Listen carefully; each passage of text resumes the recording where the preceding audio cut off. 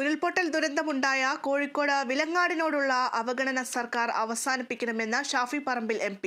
ഇനി സർക്കാരിനെ കാത്തുനിൽക്കുന്നില്ലെന്നും താൻ പ്രഖ്യാപിച്ച 20 വീടുകളുടെ നിർമ്മാണം ഉടൻ തുടങ്ങുമെന്നും അദ്ദേഹം അറിയിച്ചു. വിലങ്ങാട് ദുരിതബാധിതരോടുള്ള അവഗണനയിൽ പ്രതിഷേധിച്ച് കോഴിക്കോട് കളക്ടറേറ്റിന് മുന്നിൽ DCC സംഘടിപ്പിച്ച പ്രതിഷേധ കൂട്ടായ്മ ഉദ്ഘാടനം ചെയ്യുകയായിരുന്നു അദ്ദേഹം. വയനാട് ഉണ്ടായതിന് സമാനമായൊരു ദുരന്തമാണ് വെലങ്ങാടിനെയും ഉറ്റുനോക്കിയത് എന്നുള്ളത് ഒരാൾക്കും നിഷേധിക്കാൻ കഴിയാത്തൊരു വസ്തുതയാണ്. വെലങ്ങാട്ടെ ദുരന്തം പുറത്തുനിന്ന് നോക്കിക്കണ്ടാൽ മനസ്സിലാകുമായിരുന്നില്ല, അവിടെ ചെന്ന് കണ്ടാൽ മാത്രമേ അത് ബോധ്യപ്പെടുമായിരുന്നുള്ളൂ. അതുപോലെ വലിയ ദുരന്തമാണ് വെലങ്ങാട് ഉണ്ടായത്. നഷ്ടപ്പെട്ട ജീവനുകൾ മാറ്റി നിർത്തിയാൽ അത് എന്തോ ഭാഗ്യമെന്ന് വേണം കരുതാൻ. ആ കുറച്ച് വ്യക്തികൾക്ക് അപ്പോൾ തോന്നിയ ഒരു അപകട സൂചന പേരിൽ അവിടെ ആളുകളെ മാറ്റാൻ പറഞ്ഞതും ആളുകൾ സഹകരിച്ചതും മാറിയതും അവിടെ നിന്ന് അല്പസമയം കൊണ്ട് തന്നെ ആളുകൾ കഴിയാവുന്ന ഇടങ്ങളിലേക്ക് മാറിയത് കൊണ്ട് മാത്രം ഒരുപാട് ജീവൻ നഷ്ടപ്പെടുന്ന ഒരു അപകടം നമുക്ക് അവിടെ ഒഴിവായി. വയനാടിന് സമാനമായ ദുരന്തമാണ് വിലങ്ങാട് ഉണ്ടായതെന്ന് ഷാഫി പറമ്പിൽ MP പറഞ്ഞു. ഭാഗ്യം കൊണ്ട് മാത്രമാണ് അവിടെയുള്ളവർ ജീവൻ പോകാതെ രക്ഷപ്പെട്ടത്.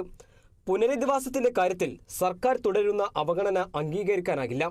വിലങ്ങാടിനായി സർക്കാർ പ്രത്യേക പാക്കേജ് പ്രഖ്യാപിക്കണമെന്നും അദ്ദേഹം പറഞ്ഞു. വെലങ്ങാടിനോടുണ്ടായത് വിവേചനമാണ്, വെലങ്ങാടിനോടുണ്ടായത് അവഗണനയാണ്. അത് തിരുത്താൻ ഗവൺമെന്റ് തയ്യാറാവണമെന്നുള്ള ഈ ആവശ്യങ്ങളെ കേൾക്കണമെന്ന് മാത്രം ഇനിയെങ്കിലും ഗവൺമെന്റ് കണ്ണു തുറക്കണം. ഗവൺമെന്റ് ചെയ്യാനുള്ളത് വെലങ്ങാടിന് വേണ്ടി ഒരു പ്രത്യേക പാക്കേജ് പ്രഖ്യാപിക്കാൻ ഗവൺമെന്റ് തയ്യാറാവണം എന്നുള്ളത് ഞങ്ങൾ പറയാൻ ആഗ്രഹിക്കുന്നു.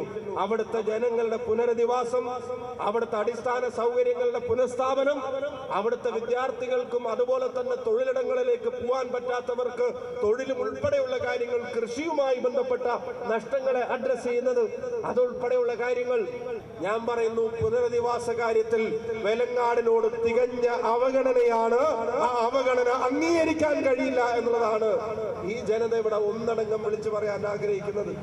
140-ലേറെ ദുരിതബാധിതരുള്ള വിലങ്ങാട് സർക്കാരിന്റെ പുനരധിവാസ പട്ടികയിൽ പെട്ടിരിക്കുന്നത് 57 പേർ മാത്രമാണ്. ഉദ്യോഗസ്ഥർ നിക്ഷിപ്ത താൽപര്യപ്രകാരം തയ്യാറാക്കിയ പട്ടികയാണ് ഇതെന്നാണ് കോൺഗ്രസിന്റെ ആരോപണം. അർഹരായ മുഴുവൻ ആളുകളെയും പട്ടികയിൽ ഉൾപ്പെടുത്തണമെന്നും വീടുകൾ നൽകാൻ സന്നദ്ധരായി വന്ന സ്പോൺസർമാരുടെ യോഗം വിളിച്ച് സർക്കാർ പ്രവർത്തനങ്ങൾ ഏകോപിപ്പിക്കണമെന്നും സമരക്കാർ ആവശ്യപ്പെട്ടിരുന്നു. ഈ സാഹചര്യത്തിലാണ് കളക്ടറേറ്റിന് മുന്നിൽ പ്രതിഷേധ കൂട്ടായ്മ സംഘടിപ്പിച്ചത്. Kozhikode DCC president K. Praveenkumar, UDF ജില്ലാ ചെയർമാൻ K. ബാലനാരായണൻ, ജില്ലാ കൺവീനർ അഹമ്മദ് പുന്നക്കൽ തുടങ്ങിയ നേതാക്കളും നേതൃത്വം നൽകി. Kerala vision news, Kozhikode.